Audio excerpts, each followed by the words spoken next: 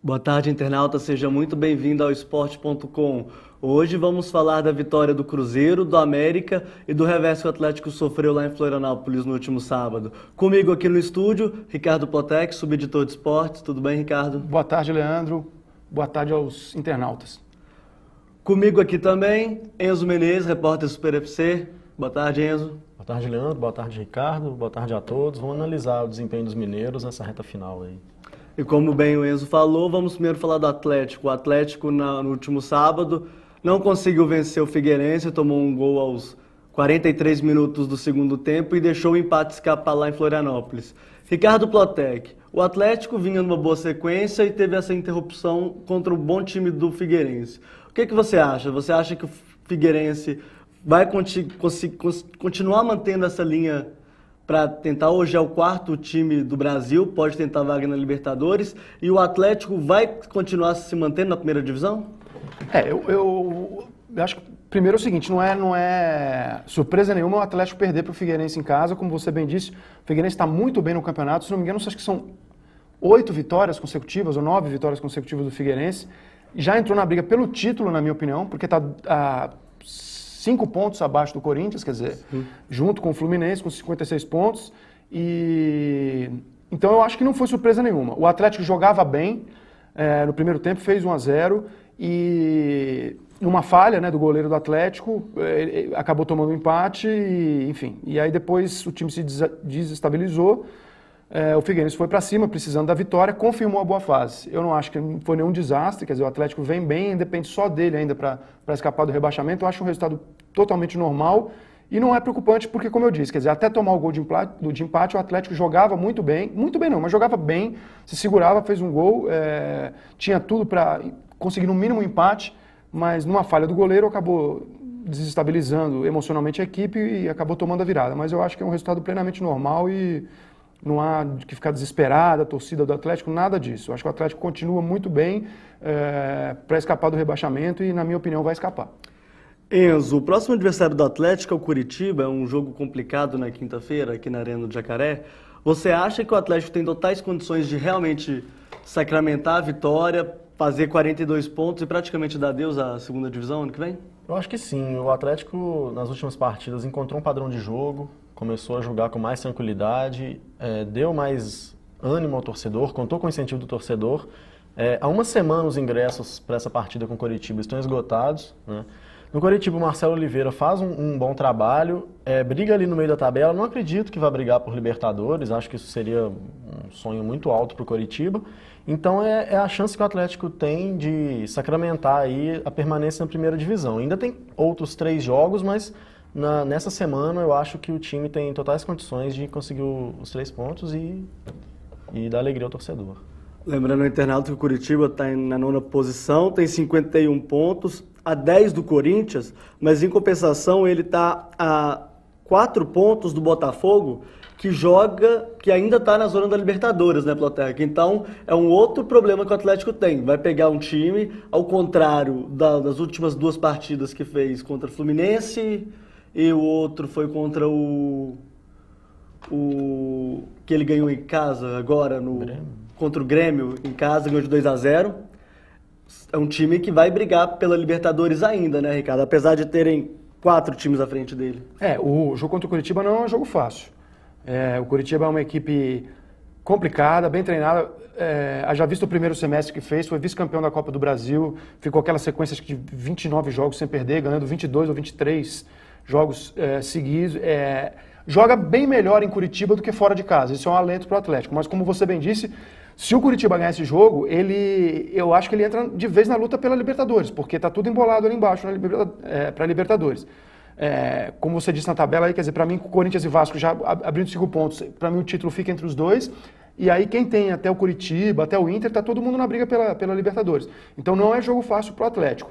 Mas o Atlético tem que vencer, porque vai jogar em casa, com o apoio da torcida, e enfim. Então eu acho que o Atlético tem que vencer, mas não é jogo fácil, não.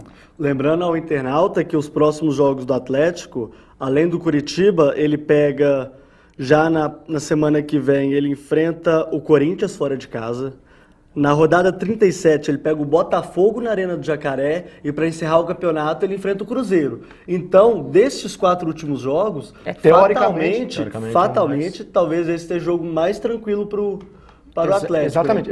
Não tanto pelo fato da equipe do Curitiba não ser tecnicamente uma equipe boa, também é.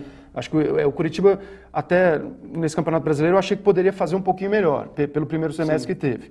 Mas pelo fato de jogar em casa e pelo fato do Curitiba ainda almejar uma Libertadores, mas não é, quer dizer, não é como o Botafogo que está na briga pela Libertadores, muito mais que o Curitiba. Corinthians brigando por título e Cruzeiro e Atlético no último jogo, que aí, né, eu acho que o torcedor de Minas Gerais tem que torcer para os dois times chegarem na última rodada já sem risco de rebaixamento. Ou jogando por um empate, que aí seria, acho que pela primeira vez na história a gente teria um jogo de compadres entre Atlético e Cruzeiro. Mas, enfim, é válido, está no regulamento. Se eles tiverem que empatar para se livrar os dois, não tem nada demais. Empatar, né? Eu não acredito que eles vão fazer outra coisa, né? Então, o Atlético, é o que você falou, desses 4 jogos que restam, esse é teoricamente o mais fácil e eu acho que é o mais fácil pelo fato do Curitiba não almejar assim, tanta coisa como chegar na Libertadores.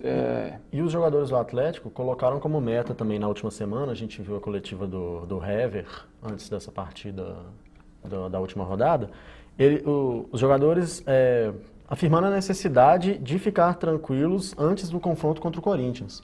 Então esse jogo para o Coritiba é um jogo-chave na mentalidade dos próprios jogadores, né? Porque o Corinthians lutando pelo título, o clássico, tudo pode acontecer. E o Botafogo, que brigava pelo título até essa rodada, mas agora até o Caio Júnior afirma que a meta é Libertadores, quer dizer, é o limite aí essa partida contra o Coritiba de adversários teoricamente mais fracos, apesar de toda a qualidade. E lembrando que se o Atlético ganhar esse jogo, ele chega naqueles 42 pontos que muita gente está dizendo que são suficientes. Que é o ponto de corte, né? Quer dizer, que seria os 42 pontos. Eu acho que mais um pontinho, mas enfim, ele ganhando esse jogo, ele fica até tranquilo, porque ele chega aos 42 pontos e aí ele fica tranquilo para os outros 3 jogos conseguir mais um ponto. Então, chegando aos 42, o que vier depois é lucro. Então também tem essa questão psicológica do Atlético chegar a esses 42 pontos e aí em 3 jogos teria 3 jogos para conseguir um ponto para realmente ficar livre do rebaixamento. Eu acredito que seja possível, mas não é um jogo fácil não. Não é fácil como não tem jogo fácil nesse Campeonato Brasileiro, mas sem dúvida que dos 4 confrontos finais, esse é o jogo para o Atlético conseguir os 3 pontos e chegar aos 42 pontos, eu não tenho dúvida nenhuma. Esse é o jogo para o Atlético conquistar esses 3 pontos para ficar tranquilo de uma vez. Mesmo porque a gente vai analisar um histórico recente entre os outros adversários do Atlético, Cruzeiro, Corinthians e Botafogo. O retrospecto não é favorável. São 3 adversários que o Atlético não gosta de enfrentar, né? O Botafogo, a gente nem precisa comentar, é o grande... Consegue ganhar do Atlético em qualquer competição, seja na Copa do Brasil, seja no Campeonato Brasileiro, seja na Copa Sul-Americana. Nos últimos anos é a asa negra do Atlético é o Botafogo. O Corinthians tirou o Atlético da última Libertadores, nas quartas de final, isso foi há 11 anos. Ganhou a final do Campeonato Brasileiro em 99. E o Cruzeiro, né, o maior rival, que esse ano perdeu o Campeonato Mineiro justamente para o maior rival, né? E lembrando que no primeiro turno o Atlético ganhava o jogo do Corinthians de 2-0 e o Corinthians acabou virando para 3-2. Então, é um resultado que... Se for contar no final do campeonato, não acredito que o Atlético vai cair, mas você ganhando um jogo em casa de 2-0, deixar virar 3-2, então realmente o Corinthians vai com tudo, apoio da torcida. É complicado ganhar. Como eu falei, o Atlético, o jogo para ele ganhar os 3 pontos para ficar tranquilo é esse jogo de quinta-feira. E o Atlético vai ter, como bem o Enzo falou, 18 mil torcedores a favor na Arena do Jacaré, né? Então o Atlético ele tem por obrigação ganhar esse jogo contra o Alviverde lá de Curitiba. E falando em Alviverde, agora vamos falar do América. O América conseguiu um excelente resultado para cima do Fluminense, foi no Engenhão, conseguiu ganhar lá, fez 2-1 no time do Fluminense, que hoje é o 3º colocado. E pela primeira vez no campeonato não, mas há muito tempo a gente não via o América sem ser o último colocado, né, Enzo? Desde a 12ª rodada, o América era o lanterna da competição. O América, nesse campeonato, ainda não saiu da zona de rebaixamento. Só que consegue, após 13 rodadas aí, sair do último lugar, num momento muito importante, porque vinha de uma vitória sobre o Corinthians, então quer dizer, o América conseguiu pela primeira vez nesse campeonato, ganhar 2 partidas seguidas, ganhou a primeira fora de casa, e justamente contra mais um adversário que lutava pelo título, né? Que ainda luta pelo título, apesar desse revés do Fluminense tê-lo distanciado do Vasco e do Corinthians ali. Mas o América quebrou esses 2 tabus e ainda manteve outro, né? O América nunca perdeu para o Fluminense na história do Campeonato Brasileiro. Foi um dado que foi divulgado antes da partida, que o América tinha 7 confrontos, né? 3 vitórias e 4 empates. E agora chegou à 4ª vitória. desde 71, 72, 3, 2000, acho que 2001 foi o último confronto, e agora, divisão juntos. no primeiro turno, 3-0 na Arena do Jacaré, né? Foi uma grande surpresa. Na verdade, foi a grande vitória do América na competição. Na competição foi esse 3-0. E agora esse 2-1 no Engenhão, pela situação do América e pela condição do próprio jogo, a torcida do Fluminense homenageando o Ezio, que faleceu na semana passada, por todo o clima do jogo e pelo que o América apresentou em campo, talvez um dos melhores jogos do América nesse ano. O América ganhou de 2-1 e foi pouco, porque o América perdeu o pênalti, o Fábio Júnior perdeu uns 2 gols embaixo do gol, e então assim, se fosse 4-1, 5-1 para o América, não seria. O América jogou bem o jogo inteiro. Ele dominou o jogo inteiro. Dominou o jogo inteiro. Então assim, o que eu acho tarde, eu acho que é uma reação muito bonita do América, enfim, mas eu acho que infelizmente o América não escapa, porque está muito difícil, começou tarde. Agora, o futebol que o América jogou contra o Corinthians e o futebol que jogou contra o Fluminense, mas não era para estar brigando para rebaixamento, mas de jeito nenhum. O América jogou bem contra o Corinthians e jogou melhor ainda contra o Fluminense. O América dominou o Fluminense o tempo todo, no Rio de Janeiro, com 40 mil pessoas no Engenhão. Então a gente não entende essas coisas que o futebol não dá para entender. O América não tem um time tão ruim assim para estar na lanterna ou para ser rebaixado. Mas, infelizmente, começou a reação muito tarde. Agora, o que a gente tem visto nesse campeonato não dá para cravar nada. O Fluminense também, o ano retrasado, tinha 99% de chance de cair, tinha que ganhar nos últimos 9 jogos, ganhar 8, empatar 1, e ganhou 8 e empatou 1. E sendo que uma dessas vitórias do Fluminense, com o Cruzeiro brigando pelo título, abrindo 2-0 no Mineirão, eles foram lá e viraram. O problema do América é que o América não depende só dele. Quer dizer, mesmo que o América ganhe os 4 jogos que faltam, ele ainda depende de tropeço de adversários. O grande problema do América hoje, ele está com 31 pontos, o Cruzeiro está com 37, é o primeiro fora da negócio. E o número de vitórias também. São 6 pontos. Aí a gente vai olhar o número de vitórias, são 6 vitórias apenas. Ele é o time que menos venceu na competição. Exatamente. Então eu acho que infelizmente o América não escapa mais, mas mostra que o time está tendo brilho, que está jogando bem e dá um alento também para a temporada que vem, para o Campeonato Mineiro, para a própria Série B, entendeu? Para o América voltar à primeira divisão. Agora, que é sensacional o América ganhar do Corinthians em Uberlândia, quer dizer que embora, entre aspas, tenha sido mandante, mas foi um jogo fora de casa, porque só tinha torcida do Corinthians, e ganhar do Fluminense no Engenhão da maneira que ganhou, quer dizer, mandando no jogo, se tivesse feito 4-5-1, repito, não teria sido nenhuma surpresa, porque quem viu o jogo, eu vi o jogo inteiro, o América jogou muito bem. Agora, infelizmente, começou a reação um pouco tarde demais. Enzo, você acredita isso, a falta de experiência do time na primeira divisão, ter começado essa reação tão tarde? O América sofreu muito com o problema de começar ganhando muito cedo e sofrer viradas. Em pelo menos 4 ou 5 jogos a gente viu isso. Contra o Grêmio, há 3 ou 4 rodadas atrás, aconteceu isso, o América conseguiu empatar no final. Então acho que o problema emocional foi o forte nessa queda do América, essa queda de produção ao longo do campeonato. No momento de desespero, achou seu melhor futebol contra o Corinthians, foi com moral para o Engenhão e agora enfrenta o Botafogo. Só times que estão ali na ponta. E depois vai no Morumbi pegar o São Paulo. Sim. Então a sequência é muito complicada. Então acho que o elenco, peças de reposição, o time é bom, só que faltam peças de reposição, machuca um, o outro é suspenso, o América sofreu com isso.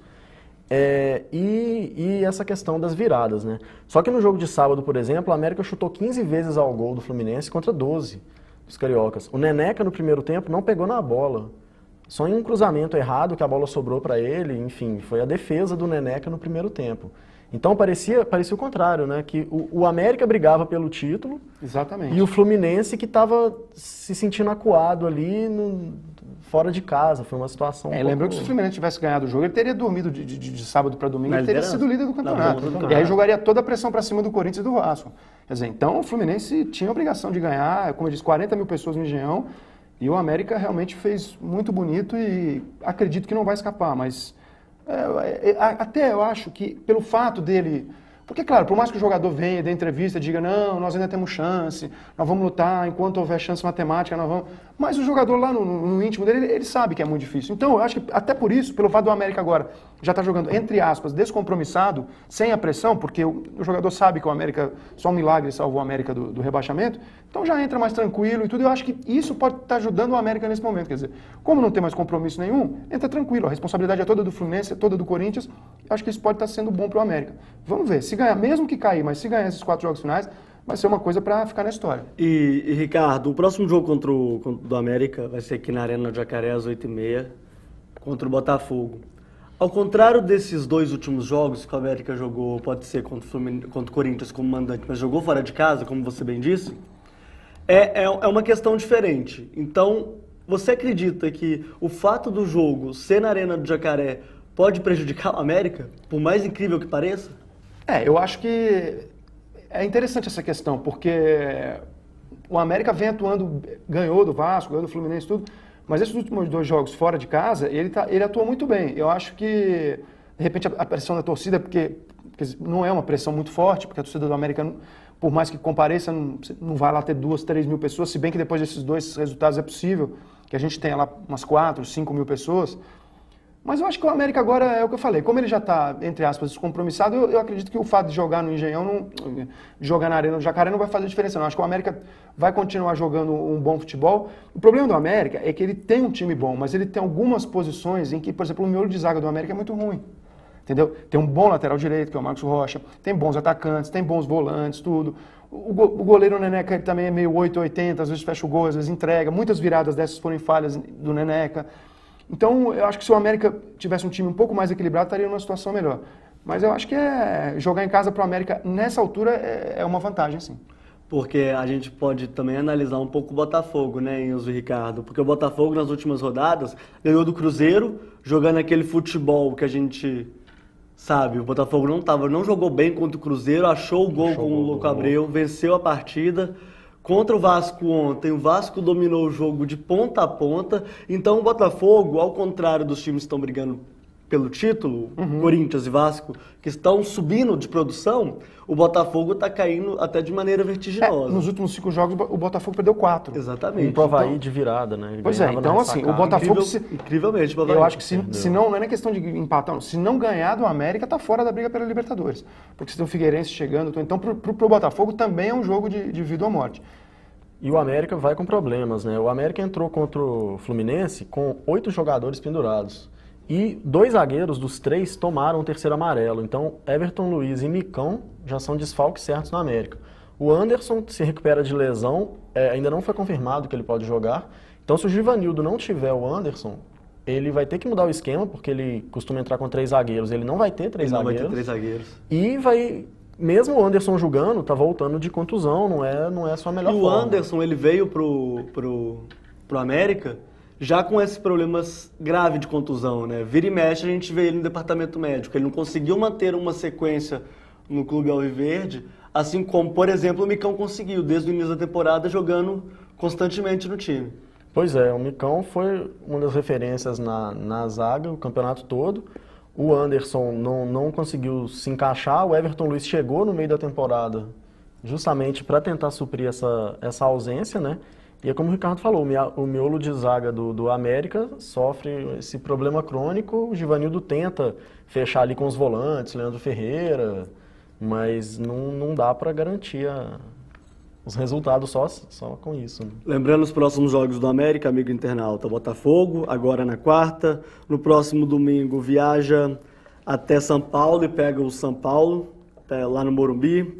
Na 37ª rodada, no próximo domingo, dia 27, América Atlético Paranaense.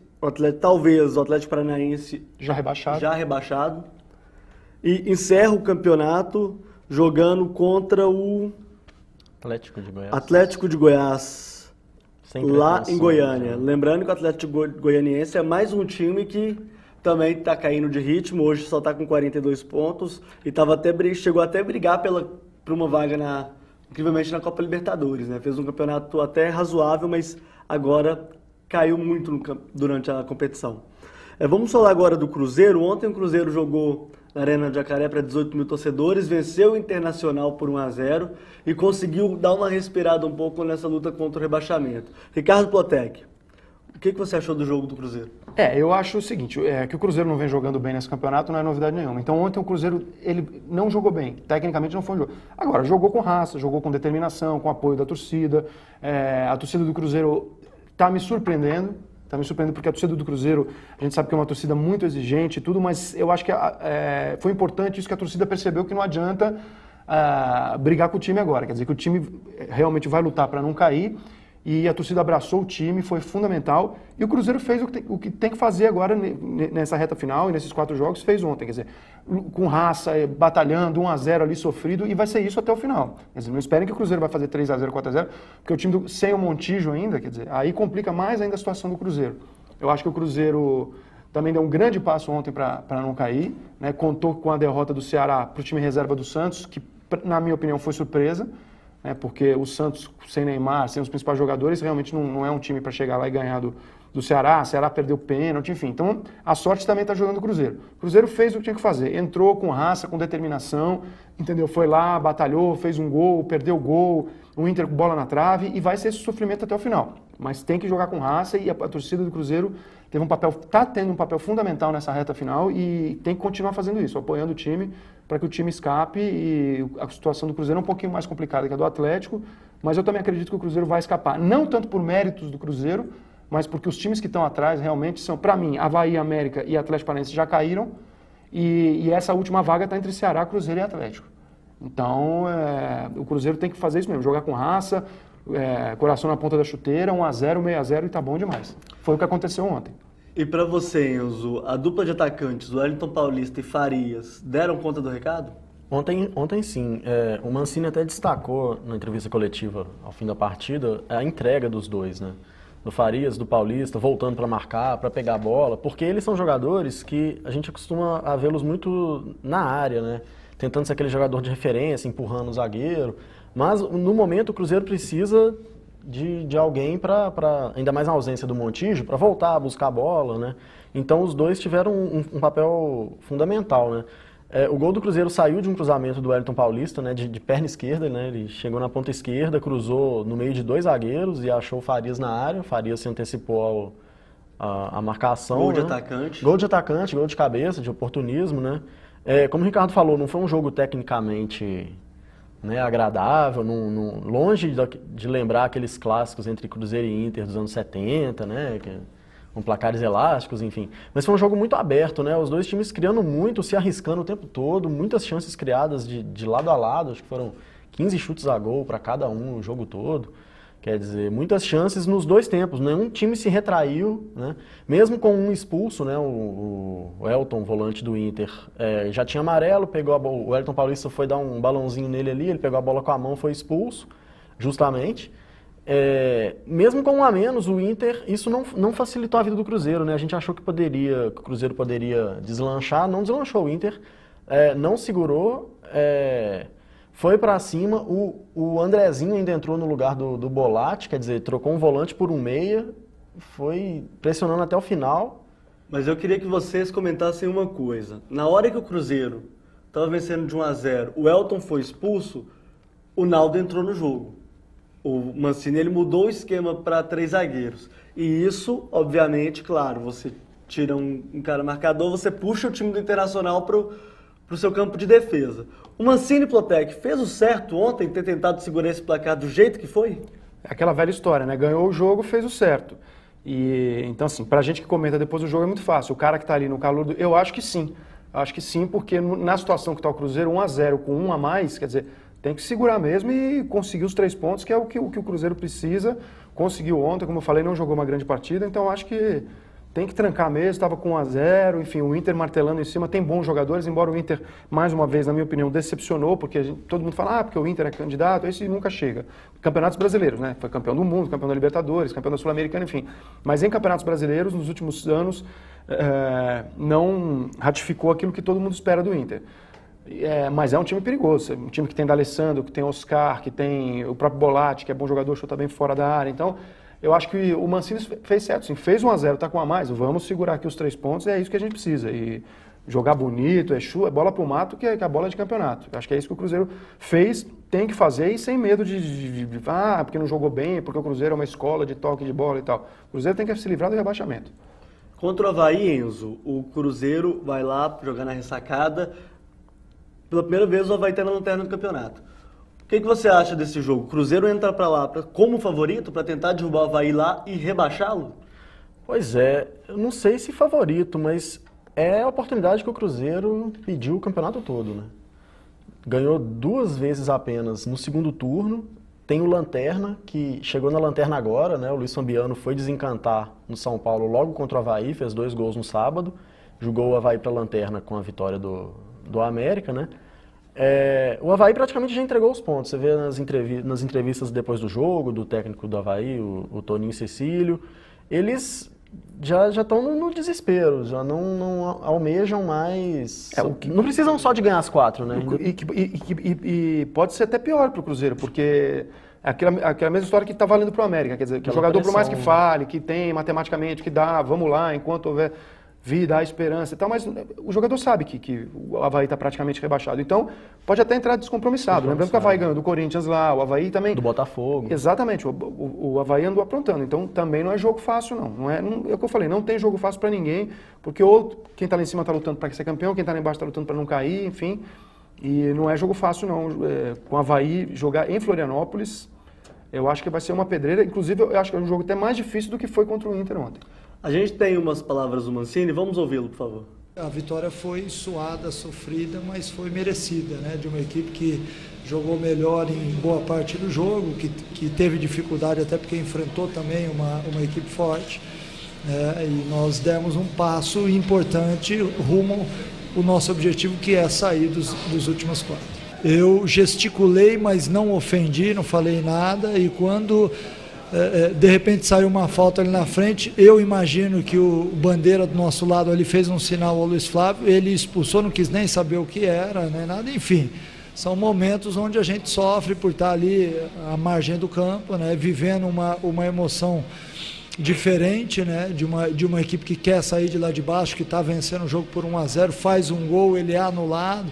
Então, muitas vezes a gente não tem ali o recurso de uma televisão, de saber se estava impedido ou não, mas a gente tem a boca para falar, para questionar, e se eu me excedi um pouco, ele acabou expulsando, mas volto a dizer, não houve ofensa, né, felizmente, porque senão poderia acarretar aí numa suspensão. Eu quero destacar só 2 coisas no que o Mancini falou. Primeiro, ele fala que o Cruzeiro foi melhor. Aí você ouve a entrevista do Dorival Júnior, ele fala que a vitória do Cruzeiro foi injusta porque o Internacional foi melhor. Você acha que foi realmente isso, Boteca? O Cruzeiro jogou melhor que o Internacional ontem mesmo? Eu acho que não houve um time melhor, assim. Acho que teve um momento do Cruzeiro melhor, depois fez 1-0, se retraiu, o Inter foi para cima e tal, mas eu acho que é a velha história. O Cruzeiro aproveitou a oportunidade que teve e fez o gol. O Inter teve algumas oportunidades, não fez o gol. Então, na minha opinião, o resultado foi justo. Agora, nenhum dos times jogou bem. E na outra parte da entrevista, ele fala do gol que o Ortigosa fez já nos 42 minutos do segundo tempo, em que o Ortigosa, ainda em condição legal, marcou o gol e o Mancini reclamou com a arbitragem e foi expulso. Você também tem esse mesmo pensamento, Enzo? O gol foi legal? O que você achou do lance? O gol foi legal. A gente, pelo replay, percebe que o Muriel tinha saído do gol e como ele estava próximo à linha da pequena área, só um defensor ficou atrás dele. Quando o Ortigosa recebe a bola, o Muriel, como estava na frente do zagueiro, o Bandeira se confundiu e marcou impedimento. Só que foi uma confusão um pouco grosseira, porque a linha da pequena área já é um tiratema natural para eles e o Ortigosa está bem atrás dos dois, né? E quase que na mesma linha do próximo zagueiro que estava à frente dele. Então, quer dizer, foi uma grande falta de atenção do Bandeira. O Luiz Flávio Oliveira acabou invalidando o gol, acabou acompanhando a marcação do auxiliar, né? E naquele momento de sufoco para o Cruzeiro, aquele gol seria muito importante para dar tranquilidade no fim. Como foi anulado, foi sufoco até o final. O Diego Renan quase faz um pênalti com 48 minutos. Ele perdeu a bola, foi sair jogando, perdeu a bola e na hora de desarmar, o adversário quase ainda comete um pênalti no último lance, que ia ser a tragédia total da noite.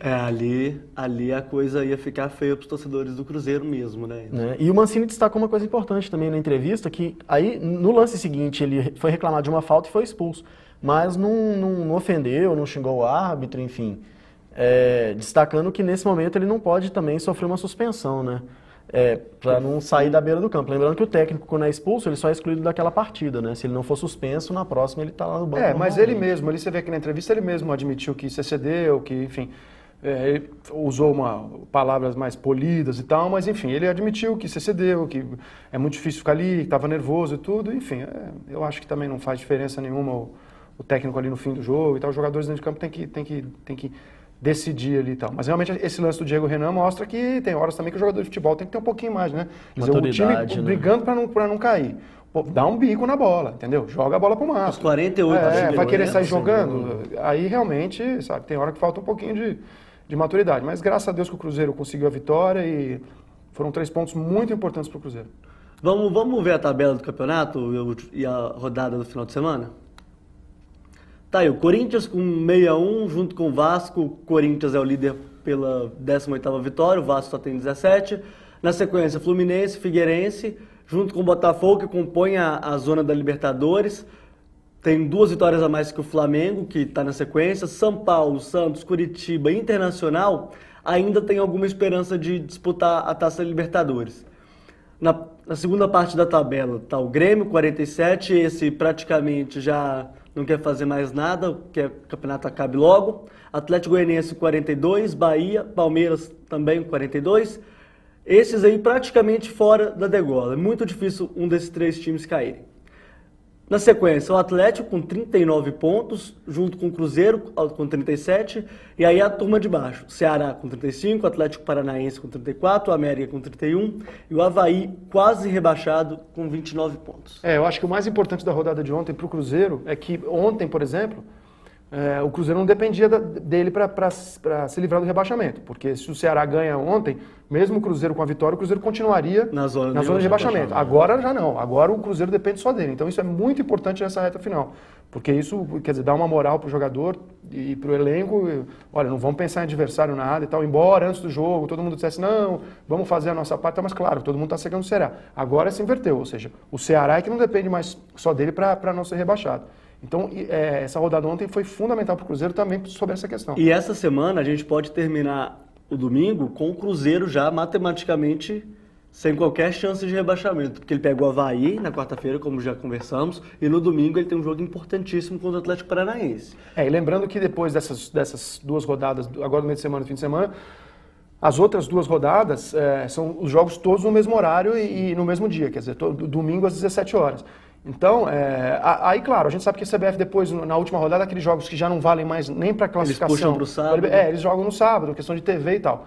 Mas isso também eu acho legal, acho importante, porque aí todo mundo entra em campo e enfim, e sem saber de resultado do dia anterior, de tudo, porque realmente isso faz uma diferença, né? Quer dizer, com certeza, claro que faz. Você entrar no campo sabendo o que você precisa fazer, se bem que na situação de Cruzeiro e Atlético não tem o que saber, tem que ganhar, tem que ganhar. E eu queria destacar ali só, na minha opinião, quer dizer, o Corinthians e o Vasco agora abrindo 5 pontos, faltando 4 rodadas, se bem que esse campeonato tá maluco, não dá para cravar nada, mas para mim a briga nessa rodada dos dois. Exatamente. Lembrando que o Vasco classificou para a semifinal da Sul-Americana. Então, por mais que mande time reserva, por mais que... Eu acho que isso para o Corinthians é muito bom para o Corinthians. Quer dizer, porque aí o Vasco está dividindo as atenções com a Sul-Americana. Fala, mas vai ganhar a Sul-Americana, já está classificado para a Libertadores, já ganhou a Copa do Brasil e tudo. Mas lembrando que a Sul-Americana tem prêmios em dinheiro muito bons. E o Vasco há muito tempo não ganha. Exatamente. E o Vasco, embora seja querendo ou não, a vitrine internacional, né? E outra coisa, o Vasco está se reestruturando agora, o Vasco com o Roberto Dinamite melhorou muito a situação técnica e tal, mas o Vasco ainda tem um passivo financeiro muito grande da época do Eurico Miranda, quer dizer, tanto que o Vasco está com renda penhorada, está com tudo, enfim, conseguiu um bom patrocínio da Eletrobras, tá? Mas o Vasco precisa de dinheiro ainda até para poder manter esse nível técnico do time, porque vai ser difícil segurar Dedé, vai ser difícil segurar o Rômulo, quer dizer, então alguns jogadores do Vasco estão se destacando muito. E o Vasco precisa de dinheiro. Então a Sul-Americana é importante sim para o Vasco. E só para a gente concluir o Campeonato Brasileiro, só lembrando os últimos adversários de Vasco e Corinthians, o Palmeiras pega o Vasco agora, neste meio de rodada, juntamente com o Corinthians enfrentando o Ceará, lá no Presidente Vargas. Palmeiras ainda precisando de pontos. Sim, ele precisa de 1 ponto para dar o 43, e o 43 é o número que os matemáticos estão dando, né? Exatamente. Na rodada seguinte, o Vasco da Gama enfrenta o Avaí em casa, enquanto o Corinthians pega o Atlético lá em São Paulo.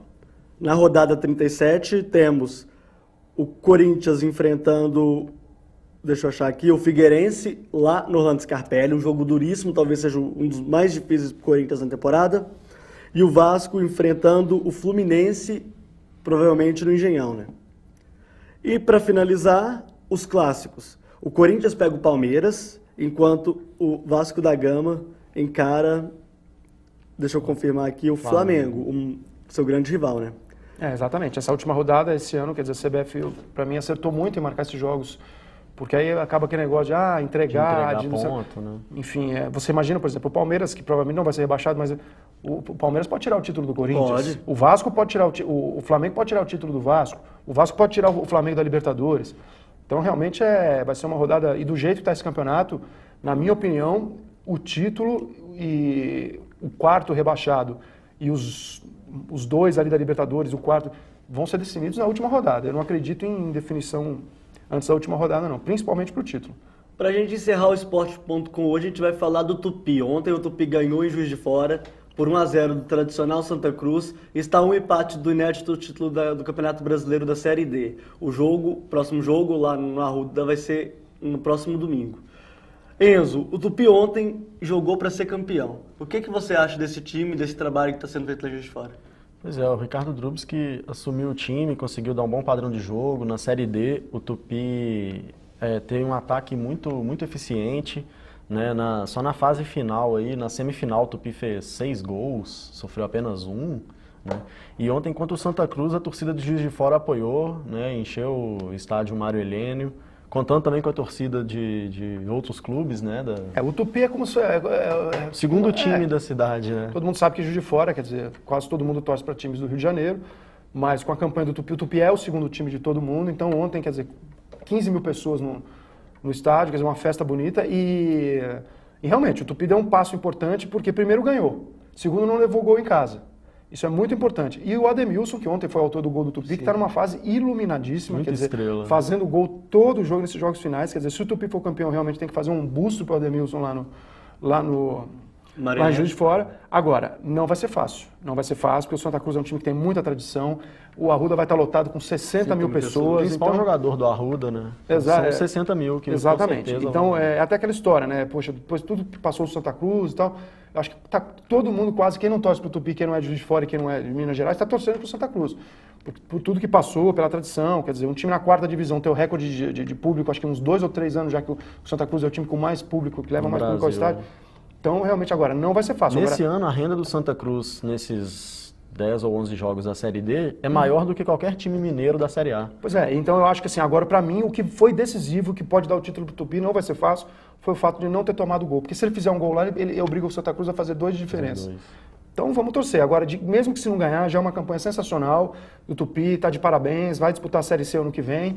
E, quem sabe, com esse título, com essa campanha boa, Juiz de Fora abraça um pouquinho mais a equipe do Tupi, porque merece. E lembrando que esse ano que vem o Tupi faz 100 anos. Sim, é o centenário deles. É o centenário e pode ser o primeiro título nacional da história do clube, né? Então, uma marca histórica mesmo. Lembrando só que a 4ª divisão, ela teve a primeira edição ano passado, né?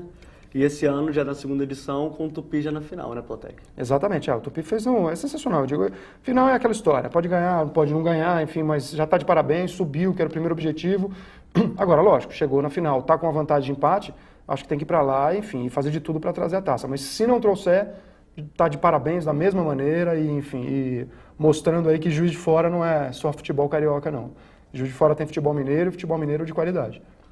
Com isso, a gente encerra hoje o Esporte.com. Gostaria de agradecer aqui a presença do Ricardo Plotec. Ricardo, seja muito bem-vindo sempre aqui. Gostaria muito que você viesse mais aqui ao programa. Obrigado, Leandro. Eu que agradeço o convite. Sempre for convidado, estarei à disposição. Queria fazer rapidinho 2 destaques. Claro. Primeiro, no vôlei feminino, o Praia ganhou do Mackenzie no sábado e foi campeão mineiro. E ontem o Uberlândia ganhou do Minas também aqui, fez 2-0 na final. Então o Uberlândia, campeão mineiro de basquete, e o Praia, campeão mineiro de vôlei feminino. E o Campeonato Mineiro masculino está chegando na reta final aí, enfim, com Sada, com Minas, e oportunamente a gente dará mais notícias. Mas parabéns ao Praia Clube e parabéns também ao Uberlândia, que chegou ao seu 11º título estadual. Quer dizer, os 2 do Triângulo. Exatamente, os 2 do Triângulo, exatamente. E, enfim, então o Uberlândia realmente mostrando que a hegemonia no basquete mineiro é do Uberlândia. Obrigado, Enzo. Seja muito bem-vindo aqui sempre também. Obrigado pelo convite. Vamos torcer pelos mineiros aí mais uma rodada, dessa vez no meio de semana. Então é isso, pessoal. Na próxima semana estaremos aqui novamente. Obrigado pela audiência e até mais.